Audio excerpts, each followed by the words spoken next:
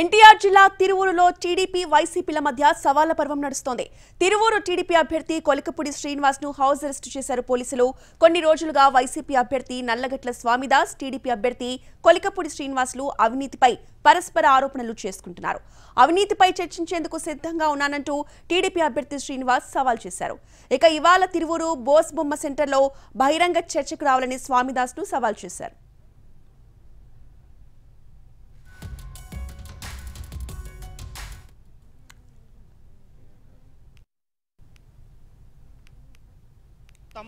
తమ మీద వేధిస్తున్నటువంటి పరిస్థితి కావచ్చు, వాటన్నింటినీ కూడా వివరించే ప్రయత్నం అయితే చేశారు. గత కొద్ది రోజులుగా కూడా ప్రతిరోజు కూడా ఏదైతే మంత్రి రోజాకు వ్యతిరేకంగా రోజుకొకరు బయటకు వస్తూ ఉన్నారో, అయితే ఈరోజు ఏకంగా 5 మండలాలకు చెందినటువంటి కీలక నేతలు మురళీధర్ రెడ్డి కావచ్చు, లక్ష్మీపతిరాజు కావచ్చు, పుత్తూరులో అమ్ములు కావచ్చు, ఇలాంటి నేతలందరూ కూడా బయటకు వచ్చి 2014 నుంచి 19 వరకు ఆమె గెలుపు కోసం తామెంతో కష్టపడ్డాం, ఐరన్ లెగ్గా ఉన్నటువంటి ఆమెను మేము గోల్డెన్ లెగ్గా మార్చాం, అయినప్పటికీ కూడా మా మీదే పగ పెంచుకునింది, అన్నదమ్ములకు దోపిడీకి ఎక్కడ అడ్డొస్తామనే ఉద్దేశంతోనే మా అందరినీ కూడా దూరం పెట్టి మరి మమ్మల్ని వేధిస్తుందంటూ కూడా వాళ్ళు తీవ్ర స్థాయిలో ఆగ్రహాన్ని వ్యక్తం చేసినటువంటి పరిస్థితి. ఎందుకంటే గతంలో 5 మండలాల్లో తనకు 5 మంది అన్నలు ఉన్నారంటూ కూడా చెప్పుకున్నటువంటి రోజాకు ప్రస్తుతం అన్నలుగా ఉన్నటువంటి మేమందరం ఎందుకు దూరం అయ్యాం అనేది ఒక్కసారి ఆత్మవిమర్శ అనేది కూడా రోజా చేసుకోవాలంటూ కూడా ఏదైతే మురళీధర్ రెడ్డి చెప్పినటువంటి పరిస్థితి. ఇలాగా పుత్తూరులో అమ్ములైతే ఏకంగా పుత్తూరులో ప్రస్తుతం కబ్జాలు, రౌడీజంతో పాటు దౌర్జన్యాలు ఎక్కువైపోయాయని, ఆమె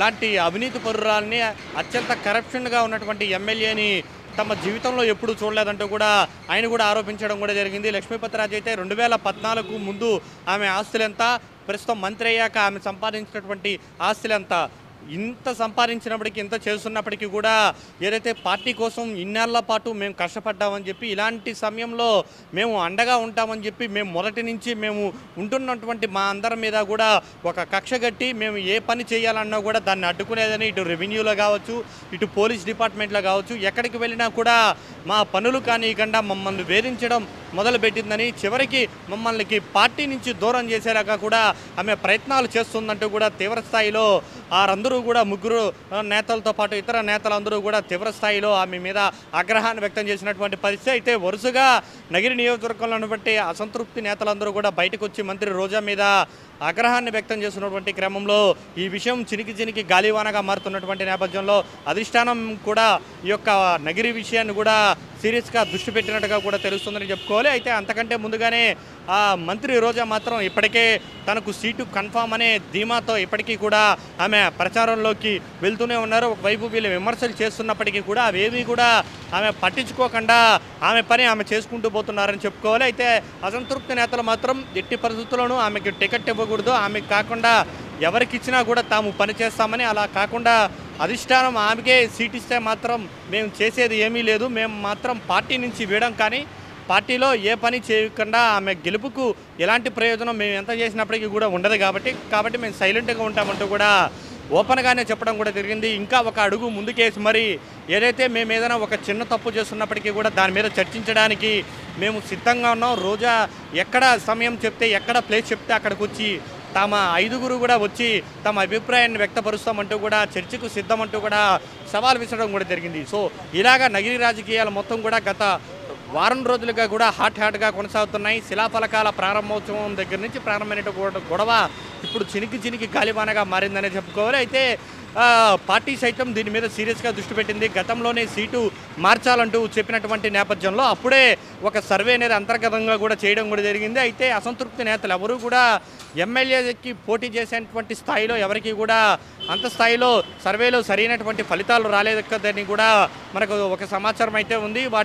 వారందరికంటే కూడా రోజానే బెటర్గా ఫలితాలు వచ్చినటువంటి నేపథ్యంలో ఖచ్చితంగా వచ్చినటువంటి ఫలితాల ఆధారంగానే సీఎం జగన్ కూడా సీట్ ఇస్తారు కాబట్టి ఖచ్చితంగా నా సీటుకు ఎటువంటి డోకా లేదు, ఇటువంటి అసంతృప్తులతో వచ్చేటువంటి ప్రయోజనం కూడా పార్టీకి ఏ విధమైనటువంటి ప్రయోజనం ఉండదు కాబట్టి తన పని తాను చేసుకుంటాను అంటూ కూడా రోజా అయితే సైలెంట్గా ప్రతిరోజు కూడా ఈరోజు కూడా నగిరి నియోజకవర్గంలో పలు అభివృద్ధి కార్యక్రమాలతో పాటు ఏదైతే ఇంటింటికి సిద్ధమనే కార్యక్రమాన్ని కూడా ఆమె నిర్వహిస్తున్నటువంటి పరిస్థితి. సో ఈ రకమైనటువంటి పరిస్థితులు ప్రస్తుతం నగిరి నియోజకవర్గంలో హాట్గా సాగుతున్నాయి. అయితే దీనివల్ల కేడర్ మార్తం పూర్తిగా నగిరిలో డిస్టర్బ్ అయిందనేది మాత్రం ఖచ్చితంగా చెప్పవచ్చు. మాకేంటి బాధ అంటూ కూడా కార్యకర్తలందరూ కూడా బహిరంగంగానే చెప్పుకుంటున్నారు. సోషల్ మీడియా వాట్సాప్ల వేదికగా కూడా ఎక్కడా లేని పరిస్థితి మా నియోజకవర్గంలోనే ఉంది.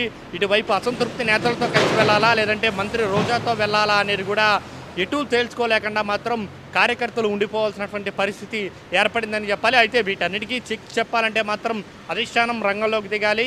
అధిష్టానం నగిరి సీటు విషయంలో ఒక క్లారిటీ ఇవ్వాలి. ఇప్పటికే అంతర్గత సర్వేలో కావచ్చు, ఏదైతే అధిష్టానం దృష్టికి వచ్చినటువంటి పరిస్థితులు కావచ్చు, ఒకవైపు వ్యతిరేక వర్గం కోరుతున్నటువంటి సీటు అంశం కావచ్చు, వీటన్నిటిని దృష్టిలో పెట్టుకొని ఏదో ఒక క్లారిటీ ఇవ్వకపోతే మాత్రం నగిరి గొడవ మాత్రం మరింత పీక్స్కి చేరేటువంటి అవకాశం అయితే చాలా స్పష్టంగా ఉందని చెప్పాలి. అయితే ఇప్పటివరకు మాట్లాడిన దాంట్లో కూడా నగిరి నియోజకవర్గం అసంతృప్తి నేతలైతే పెద్ద ఎత్తున మాట్లాడుతున్నారు. దానికి కౌంటర్గా మాత్రం వీళ్ళందరికీ పదవులు ఇచ్చింది మేము ఇవ్వడం వల్లే వాళ్ళందరికీ పదవులు వచ్చాయంటూ కూడా రోజా భర్త సెలవుమని కూడా చెప్పడం కూడా జరిగింది.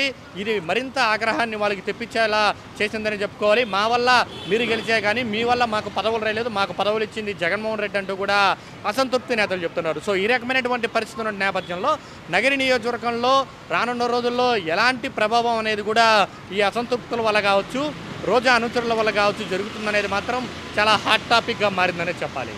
కెమెరా పర్సన్ చెంచయ్తో కార్తిక్ అంటేవి